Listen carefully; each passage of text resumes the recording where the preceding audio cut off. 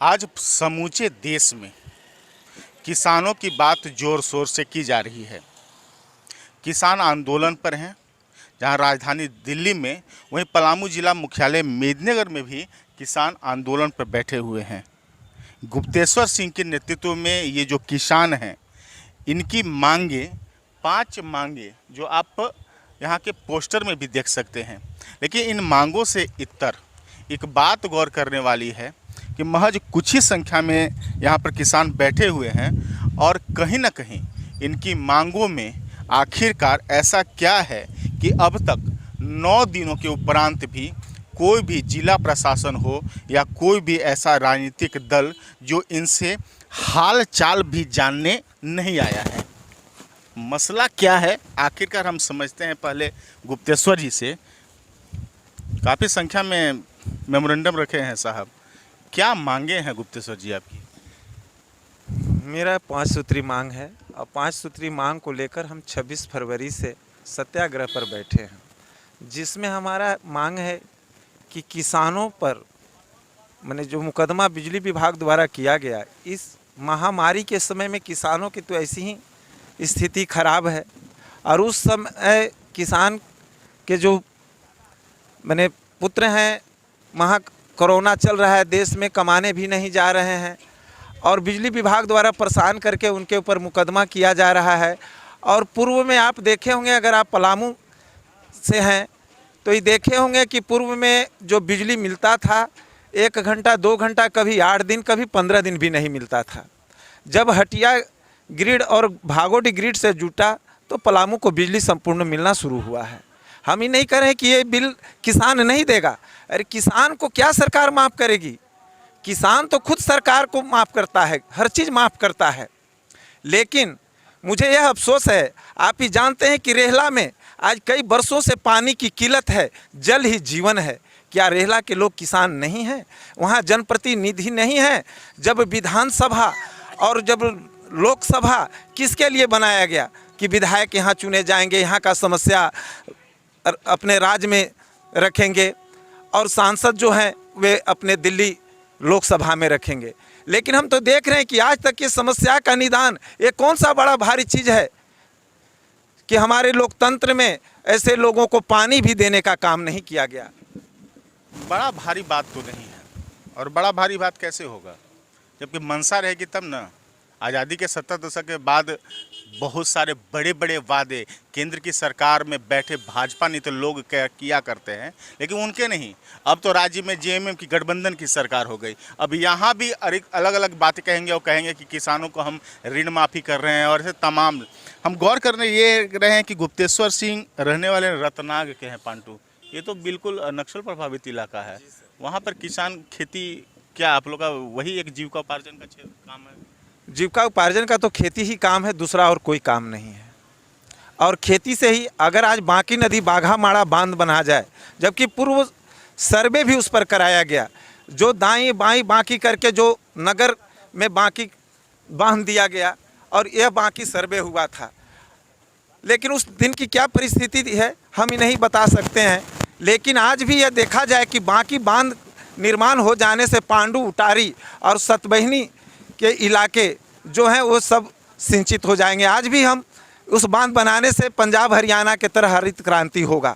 और जनप्रतिनिधि, जबकि माननीय प्रधानमंत्री को मैंने यह पत्र लिखा, माननीय प्रधानमंत्री महोदय ने इसका अति किया, राज को भी अति किए हैं और अपने पोर्टल पर लोड भी किए हैं, जो देखा जा सकता है। उसके बाद वो चीफ सेक्रेटरी को भी अति किया गया। कृषि से जो मामला है फसल बीमा का भुगतान, किसान जब फसल बीमा कराते हैं और उनकी क्षतिपूर्ति होती है तो सरकार को देना धर्म है कि नहीं? लेकिन आज तक किसानों का फसल बीमा का भुगतान नहीं किया जा रहा है। आप ही जानते हैं कि 1993 से लगातार पलामू अकाल और सुखाड़ की चपेट में रहा है। पलामू के किसान भगवान के भरोसे हैं, लेकिन सरकार इन किसानों के लिए कोई व्यवस्था नहीं की। यह देश जब खुदीराम बोस 8 साल की उम्र में अपने भारत की भूल गए, शहादत को भूलने में देर नहीं करते हैं। आप कहाँ खुदीराम बोस की बात कर रहे हैं महाराज? एक बात हमें बताइए, इसमें बातें आ रही हैं कि अवैध रूप से वनों की कटाई को लेकर के भी हैं, फसल बीमा को लेकर के, तो किसान ऋण माफ़ी योजना चल रही है सरकार की, फिर भी आप बीमा की योजना का भी जो है उसमें भी समय ससमय भुगतान की मांग कर रहे हैं, क्या भुगतान नहीं होता है? अभी तक तो कहाँ भुगतान हुआ। अगर भुगतान होता तो ये मामला हम नहीं रखते। एक बार 15 में भुगतान हुआ था, जो जिस समय हम आमरण पर बैठे थे, पांडु बीडीओ ने मुझे आश्वासन देकर और तोड़वाने का काम किए थे आमरण को, और उस समय 15 में फसल बीमा का भुगतान हुआ। उसके बाद और न उससे पहले और न उसके बाद आज तक भुगतान नहीं हुआ। अगर किसानों की कर्ज माफ़ी का जहां मामला है तो उसमें भी तो पेच है, उसमें भी पेच है। सरकार ये दावा ठोक रही है, आप ही जानते हैं, जब कर्ज माफ़ी का एक ढिंढोरा पीटा जा रहा है, लेकिन उसमें भी आपका आधार में नाम, आपके अकाउंट में नाम, आपके राशन कार्ड में नाम, अगर एक अंक भी आपका गलत है तो आपका वो एंट्री नहीं किया जा सकता है और आपका उसका लाभ नहीं मिल सकता। इस तरह का बैंक जिला प्रशासन तो कोशिश कर रही है कि उनको सुविधा दी जाए, उसके लिए व्यवस्थाएं की जा रही है। ठीक है, अगर जिला प्रशासन कर रही है तो और अच्छा है कि किसान का जो समस्या है, मैं पूर्व में भी किसानों को कृषि ऋण माफ़ करने को लेकर मैं पलामू जिला में 2 बार भी आमरण पर बैठा था, जिसकी चिट्ठी भी हमारे पास है श्रीमान। एक बात बताइए गुप्तेश्वर जी, जो हमें समझ में आ रहा है, आप आज 9वां दिन हो गया, दिन रात यहीं बैठे रहते हैं? हाँ, हम यहीं बैठे इसलिए कि हम सत्याग्रह पर बैठे हैं, और सत्याग्रह के बाद प्रशासन आए या न आए, या सरकार के जनप्रतिनिधि आए या न आए, सत्य कभी हारता नहीं है, सत्य हर समय जीता है और जीतेगा। मैं इसके बाद सत्याग्रह यात्रा शुरू करूंगा ये सारे मामला पर। जब तक मांग पूरा नहीं होगा सत्याग्रह यात्रा मेरा चलता ही रहेगा। कहाँ तक जाएंगे यात्रा करते करते? यात्रा तो हम इसलिए पूछ रहा हूँ क्योंकि प्रधानमंत्री कार्यालय से मान लीजिए दिल्ली से तो लेटर रांची तक आ गया, तो अब यात्रा कहाँ तक करिएगा? अब हम जन जागरूकता अभियान चलाकर और अपने शक्ति का प्रदर्शन करने का काम करेंगे। अभी हम कोरोना का सम्मान करते हुए, देश का सम्मान करते हुए हम कुछ लोगों के ही साथ बैठे हैं, और इस मामला को लेकर अगर हजार लोग को इस कचहरी परिसर में समाहरणालय के समक्ष लाना होगा तो हम जन जागरूकता अभियान चलाकर लाने का काम करेंगे, और प्रशासन का नींद हराम कर देंगे और सरकार का नींद भी हराम कर देंगे। आज तो आपने 1 दिवसीय पलामू बंद भी बुलाया है, लेकिन पलामू बंद तो नजर नहीं आ रहा है। नहीं, ऐसी बात नहीं है, इसलिए कि हम सड़क पर उतरकर पलामू बंद नहीं किया। हमने नैतिकता के तहत पलामू बंद करने का आह्वान किया और किसानों से भी अपील किया, और किसान बंद का जरूर समर्थन किए हैं। ऐसी बात नहीं है कि किसान बंद का समर्थन नहीं किए हैं। ऐसे तो शहर में आप देखे होंगे कि बड़े बड़े पार्टियां भी बंद करती है तो शहर चलता ही रहता है। लेकिन अभी जो आप कह रहे हैं कि ऐसा नहीं लग रहा है, लेकिन हमें तो पूरा विश्वास है कि पलामू बंद है। पलामू बंद के पीछे क्या उद्देश्य रहा है आपका, बंद करवाने के पीछे? पलामू बंद कराने के पीछे प्रशासन और सरकार की जो नकारात्मक मानसा को दर्शाती है, इसी को देखते हुए कि आज हम बैठे हुए हैं, आज 9वां दिन है। मैं कल ही बंद कराने का किया था कि प्रशासन जो अभी तक बहरा या सरकार बहरा है, उस बहरा सरकार को जगाने के लिए हमने पलामू बंद कराने का आह्वान किया कि ये जो मांग जायज़ है कि नहीं, कम से कम आकर बताए जगह। कोई जनप्रतिनिधि, कोई समर्थन में कोई फ़ोन, कोई किसी ने पूछा कि गुप्तेश्वर जी बैठे हुए हैं, आखिरकार इन मांगों पर कुछ न कुछ उपाय किया जाएगा या सोचा जाएगा? अभी तक कोई ऐसे जनप्रतिनिधि मुझे नहीं पूछने का काम किया है। चाहे सरकार हो या सरकारी तंत्र सुन रहे होंगे, अगर सरकार तो ज़रा इस ओर भी, इस दिशा में भी थोड़ा पहल कीजिए।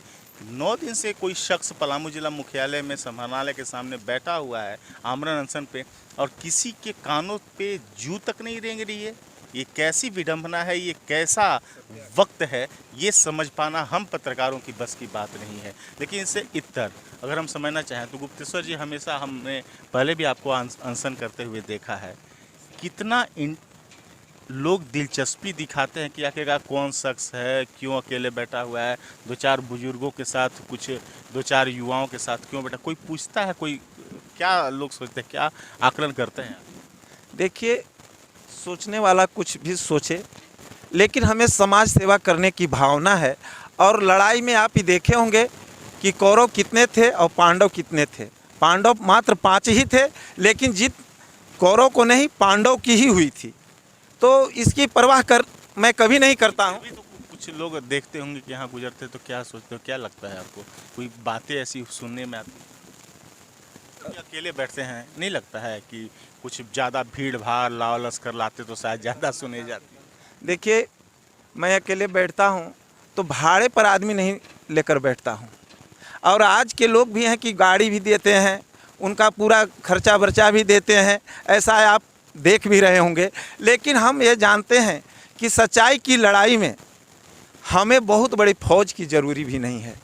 हमने अकेले ही माननीय प्रधानमंत्री को यह पत्र लिखा और इस पर उन्होंने विचार करते हुए और पत्र राज्य सरकार को भी देने का काम किया, और एक पत्र की जो कॉपी है वो मुझे भी मिला है।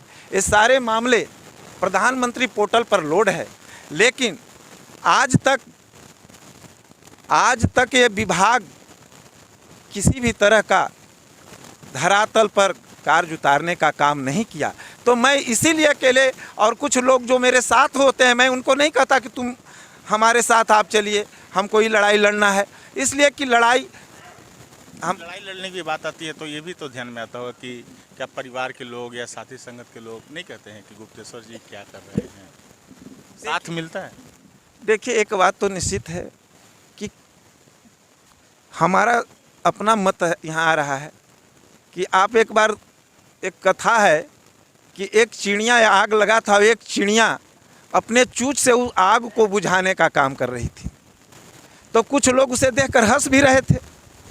तो चिड़िया यह बात जरूर कहा कि मुझे आग बुताने में ज़रूर मेरा इतिहास बनेगा, मैं अपना इतिहास बनाने के लिए और मैं पुण्य कार्य कर भी रहा हूँ। पुण्य कार्य करते समय अगर मेरा इतिहास बने तो इससे बड़ा कोई अथी नहीं है।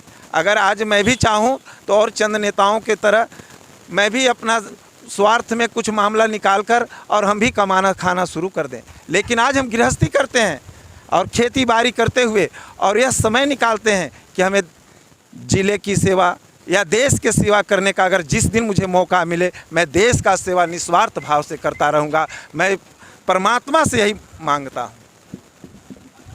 26 फरवरी दिन शुक्रवार से गुप्तेश्वर सिंह कचहरी परिसर में धरना पर बैठे हुए हैं। इनकी मांगे हैं किसानों का पूर्व जो बिजली बिल है वो माफ़ करना और उन पर जो किए गए मुकदमे हैं उन्हें वापस लेना, किसानों को फसल बीमा का समय पर नियमित भुगतान करना, पूर्व सर्वे के आधार पर बांकी नदी बाघमारा में बांध का निर्माण करना, रेहला वासियों को वाटर ट्रीटमेंट प्लांट लगाकर शुद्ध पेयजल की आपूर्ति करना, अवैध रूप से वनों की कटाई रोकना और अधिक से अधिक पेड़ लगाने की समुचित व्यवस्था करना। इसका दावा तो जिला प्रशासन हो या जनप्रतिनिधि हो या सरकार हो, सरकारी तंत्र हो, तमाम जो ताम झाम है सिस्टम के नाम का, वो सभी इन चीज़ों का मांग करते हैं या कहते हैं कि हम इन चीज़ों को पूरा कर रहे हैं। फिर भी इन चीज़ों को पूरा करने की मांग कहीं ना कहीं नहीं है। तब तो गुप्तेश्वर सिंह और इनके 2-4 साथी धरना अनशन पर बैठे हुए हैं। कैसे समय आ गया है ये समझ पाना मुश्किल है, क्योंकि हालात जो हैं कहीं ना कहीं इस रूप में दिखाई पड़ रहे हैं कि जनता का आवाज़ बनने के लिए, जनता की समस्याओं के निराकरण के लिए जितने वादे किए जाते हैं वाकई में ये पोटली में कब तक रहेंगे ये कहना मुश्किल है। लेकिन इस बात का इंतज़ार रहेगा कि आखिरकार गुप्तेश्वर सिंह का ये जो अनशन है, ये जो सत्याग्रह है, ये जो समर्पण और न्योछावर करने की अपने खुद को ये प्रवृत्ति है, ये भले इसका परिणाम क्या होगा ये तो कहना मुश्किल है, लेकिन इतना तो ज़रूर कि अगर ऐसे शख्स अगर नहीं रहेंगे तो शायद हक की बात करना भी कुछ दिनों में बेमानी हो जाएगी। अब सोचना होगा सरकार और सरकारी तंत्र को कि आखिरकार वो जनता को किस रूप में लाभ दे रहे हैं या ना, या सरकार के होने का मतलब कुछ न कुछ साबित कर रहे हैं या नहीं। देखते रहिए सिर्फ और सिर्फ कैपिटल न्यूज़, एपी लकी का नमस्कार।